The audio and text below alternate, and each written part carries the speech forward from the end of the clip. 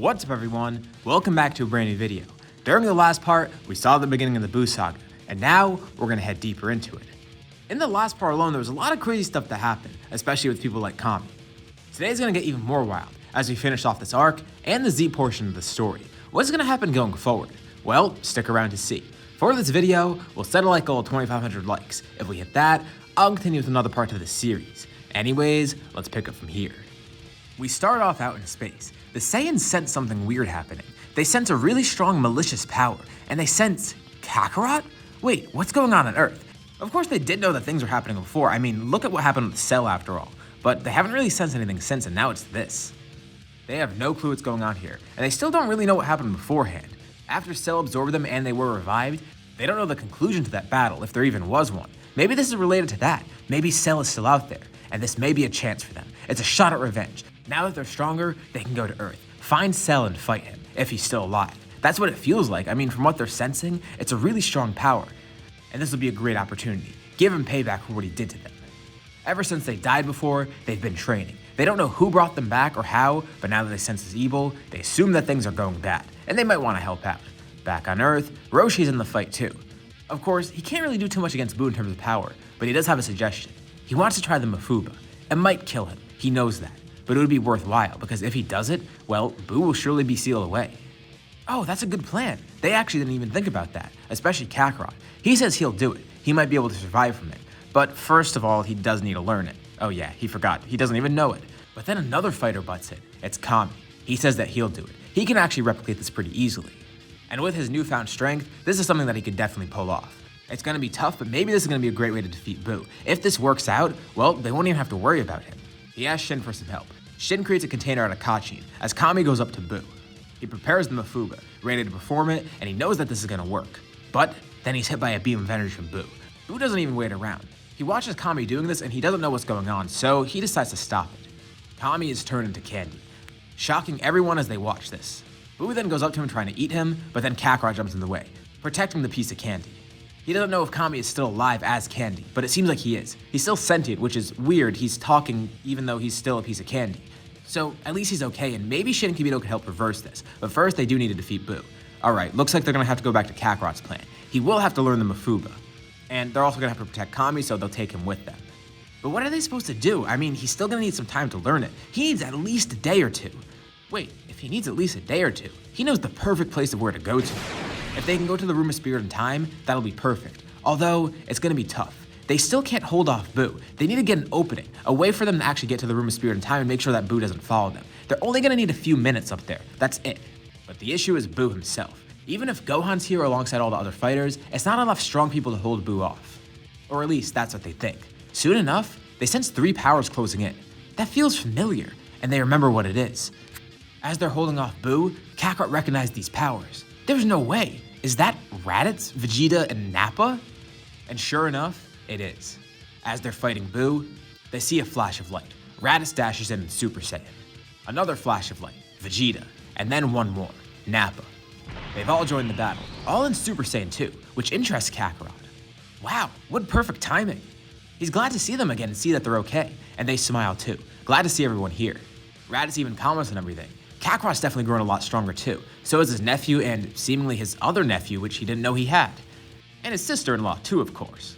Vegeta sarcastically says that the family reunion's touching, but they need to move on. They could save that for later, and Nappa agrees. They just want to fight right now. They don't know who this is, but since he was in the middle of a battle with Kakarot and everyone else anyways, maybe it's a good idea to fight him. They need to test out their power too, and this is a great way to test it. They just have one question. What happened with Cell? Oh yeah, that's right. They don't even know. As quickly as he can, Kakarot tries to fill them in. He says he'll go into more detail later, but he knows of what happened with them, and he actually thanks them. Their death actually helped them go beyond Super Saiyan. Oh, that's kind of a weird way to say it, but hey, at least they know their death wasn't in vain. Raditz commends Kakarot. They kind of wanted to get revenge against Cell themselves, but hey, as long as he's dead, that's all they care about. And now they'll fight this monster. Consider it even now. Kakarot thanks them. With these 3 here now, they're gonna fight alongside Gohan and the others and help hold off Buu. And now, Kakarot and Roshi could head to the lookout, with Candy Kame. They make it up there, going into the Room of Spirit in time. They're gonna take about a day or two inside, which is only gonna be a few minutes on the outside. This should work. It's gonna be quick in both regards. It's great, it's not like they have to spend a year in there, just a day.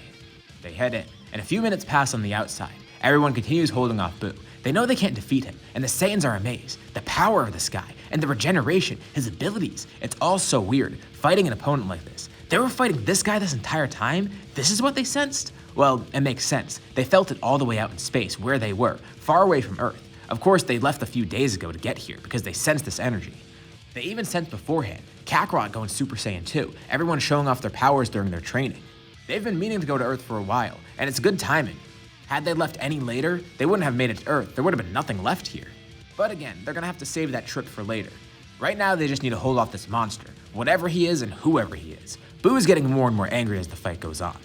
These guys are annoying, especially the Saiyans, and they're mocking him too. He's angered to a point of no return, and eventually, that anger manifests itself. Evil Boo is created, and everyone just looks on confused. They try destroying this new Boo, but they can't do anything. Now there's two of them? Great. What the hell did they do? It's only been a few minutes. But whatever, if they split up, that means their power split up, right? And yeah, that's not a wrong assumption, but then the two Boos stop fighting them and then fight each other. With Evil Boo turning Good Boo into candy, eating him and becoming Super Boo. He changed again? Damn it, what the hell is this guy? All they know is that Kakarot's probably gonna be mad when he comes back seeing that Boo transformed twice. And now things start getting really weird. Boo starts to try and absorb people. Shin's able to warn everyone. Thankfully, they're able to easily avoid it. Boo is fast, but he's not incredibly fast to the point where they can't dodge this. As long as they fight strategically and they're smart about it and make sure that they're aware of their surroundings, they'll be fine. Shin's also able to teleport around a lot too to help people. And with so many people there fighting, they're able to watch out for each other, which is great. Boo tries his best to absorb people, but it's not working. And then, they all sense a massive surge in power. Nearby, someone else arrives. It's Kakarot. He's back. He and Roshi return to the battlefield. They look at Boo. Okay, he doesn't look the same as before, but whatever, this is still gonna work. Super Boo looks on laughing. He doesn't care what they did. They're not gonna be able to defeat him. I mean, they were only gone a few minutes. What could they possibly have done? Although he does know one thing, he's mad at them. They prevented him from eating that candy that he made before. Of course, they're not gonna let Boo turn Kakarot into candy. So everyone continues attacking Boo, holding him off as Kakarot sets up. He looks over to Roshi. This should work. Roshi places down the container and grabs the seal, ready to seal it for Kakarot. He's intrigued to see how his student pulls this off. Using a technique like this, it'll be interesting to watch. Kakarot shouts Mafuba, and then Boo is sucked up with a wave of energy. The power of it's immense, and it's draining on Kakarot, but it works. He flings his hands over to the container. It's a direct hit. Boo goes inside of it, and Roshi grabs onto it, sealing it. They did it. They actually did it. The Mafuba worked, and Kakarot is worn out from it, but it's fine. He's alive, and it's okay. He hears a voice commending him, and he doesn't know who it is, but then he looks down, and Kame is still there as a piece of candy. Oh yeah, now they actually gotta fix him. Thankfully, Shin and Kibito are able to work their magic, literally, helping to reverse the effects of Boo's spell, putting Kame back to normal. That was a strange experience, but he's glad it all went well. And Roshi pats his student on the back. That was a good job there. He's glad Kakarot was able to use that technique, learning it so quickly too. Everyone powers down, worn out but happy. They won. They're victorious. They stopped Boo and saved Earth. And also, the Saiyans are here again. They could finally have that reunion that they were talking about. The Saiyans are finally able to catch up with everyone, learning about what happened with Cell and everything else that's been going on the past few years. It's interesting for Raditz to see his family again. He's grown quite fine at Kakarot, and now he even sees his nephew grown up, and the fact that he has another nephew too, which is surprising to him. But he could immediately tell right away that that's Kakarot's son because, I mean, look at the resemblance. It's kind of funny. Not only does he look like Kakarot, but he looks exactly like their father. Gotta love those Saiyan genes. But most importantly, they ask Kakarot and Gohan about that power that they have. They've gone beyond Super Saiyan, haven't they? I mean, also they're amazed by the fact that apparently there were time travelers that came here, future versions of Gohan and Goten. And yeah, obviously they're not here right now, but holy crap, time travel? There's a lot that they missed out on. But they also do ask Kakarot more about Super Saiyan 2. Seeing him and Gohan show it off, they watched it in battle and knew that something was different about his Super Saiyan form, but they couldn't really tell. All that time they spent working towards getting Super Saiyan and then eventually perfecting it. And Kakarot's already beyond that, so is Gohan. Well, they knew that there was probably a level beyond it, and at least this confirms it for them. Kakarot really never ceases to amaze them, and things have been going well for them too. I mean, just look at them. They've gotten a lot stronger, and they have Super Saiyan, obviously. The other humans watch on. It's kind of weird to look at this. It's so weird to think that before the Saiyans were here trying to kill them, and now they're just talking casually like they're friends. Especially for Chi-Chi too, because I mean, one of them is related to her. But her brother-in-law's changed, so good. Still weird though. But she can't judge. She is married to a Saiyan, so. The group has definitely warmed up way more to them now. And they see, the Saiyans have clearly softened up a lot. And of course, while they're here, they do want to test out their power against Kakarot. Of course, Kakarot is stronger than them, but a nice sparring match won't hurt anyone. Well, it will hurt, but you know what I mean. Gohan even jumps in too. Even Goten participates. Wow, for a kid, he's pretty strong, but it makes sense. He is a hybrid Saiyan. And as for Gohan, they're even more amazed. Just as they theorize, the potential of a hybrid Saiyan is incredible. Even though Kakarot got Super Saiyan 2 before him, somehow, Gohan's already ahead in terms of power. They're making fine warriors here on Earth. And it's not just them, the humans too, and even their guardian, whatever the hell that is, that Namekian guy that's there. He's powerful, really strong actually. It's nice to actually have a meeting that isn't under the threat of Frieza or whatever. Now, this is actually pretty chill. But of course, they're not gonna stay here forever. They came to Earth just to see what was going on, and they helped out. Also, they do have a little bit more training just to get stronger and figure out more about Super Saiyan 2. They're not gonna unlock it right away, but now they have that knowledge in mind. Everyone thanks the Saiyans for their help. It was nice seeing them, and they say the same. The Saiyans head off into space, and now, Earth can finally return to peace once more. Briefly at least. We're still gonna follow the Saiyans for a bit. Time passes. The Saiyans continue their training, eventually unlocking Super Saiyan 2. And Vegeta, Raditz, and Nappa are amazed at this power. Maybe they can even go beyond it. I mean, if they evolve Super Saiyan once, maybe they can evolve it again. Go beyond Super Saiyan 2, like Super Saiyan 3, Super Saiyan 4, 5, 6, 7. They can't get too ahead of themselves. But as far as they know, maybe they can evolve it more. But one day, they encounter something pretty terrifying. While they're out in space just doing their thing, they see two people come towards them, just floating through space, no spaceship or nothing. Vegeta's stomach drops. He can't believe what he's seeing. Raditz and Nappa aren't too sure what it is, but they're kind of freaked out too. Two figures step in front of them, landing on the planet. It's a tall blue man and a purple cat. Beerus and Whis. Beerus has awoken from his nap, seeking out a Super Saiyan god, first going to these Saiyans because he knew they were a group somewhere. He tells Vegeta he hopes things have been going well. He hasn't seen a Saiyan in a while, at least not since he saw his father. Vegeta doesn't even know what to say, while Beerus and Whis introduce themselves to the other two. They want to find a Super Saiyan god, and Vegeta's confused. A Super Saiyan god? They know what a Super Saiyan is, and even it's Super Saiyan 2. Oh, okay, well, Beerus asked them to show it. So they show it, and it does absolutely nothing to him, just as he thought. Okay, but do they know anything about a Super Saiyan god? No, this is the first time they're actually hearing of it. They probably heard of it in legends somewhere, but like, a Super Saiyan god? They know nothing of it, even if it's real. But if Super Saiyan exists and that was a legend, maybe this is a real thing, and Beerus is intrigued. Interesting. Are there any other Saiyans out there? It just so happens that there are. On Earth, there is one more pure Saiyan, and there's also some hybrids there too. Although they wouldn't know anything about it either, they definitely would have accessed it by now, especially Kakarot. Kakarot, he says. What a weird name, but whatever. Beerus is gonna go seek him out, and now Vegeta's concerned. As they leave, he just realized what he did. He just sent the god of destruction to Earth. Crap. Of course, they can't warn Kakarot either. Even if they tried leaving and going there, there's no way they'd make it in time. Beerus would get there way before them. I mean, it's probably gonna take a few minutes. And of course, not long after, he does arrive on Earth. He's able to find Kakarot, confronting him.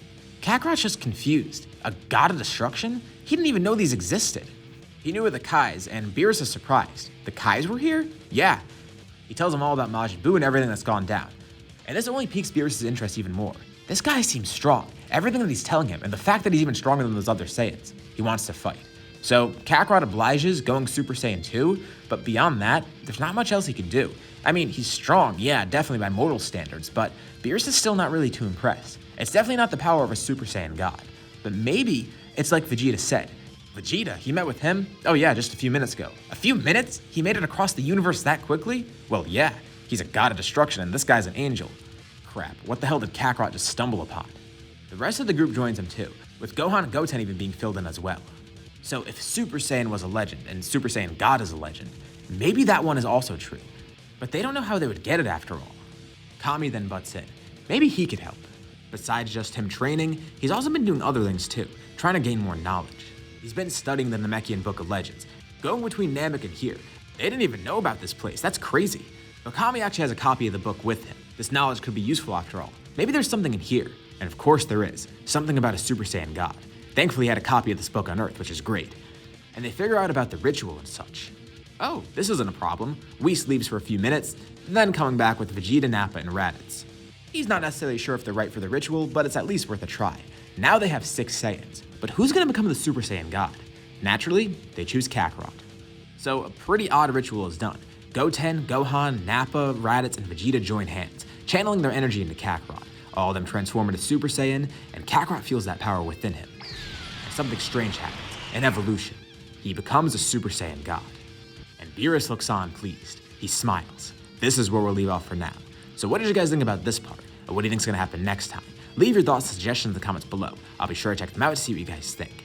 As always, if you liked the video, be sure to drop a like. And if we hit that like goal from the beginning of the video, I'll continue with another part of the series. If you haven't already, why not subscribe? As well as hitting the bell icon so you're notified about any future uploads on my channel, including more parts of the series or anything like it. Anyways, thank you all for watching, and I'll see you all in my next video.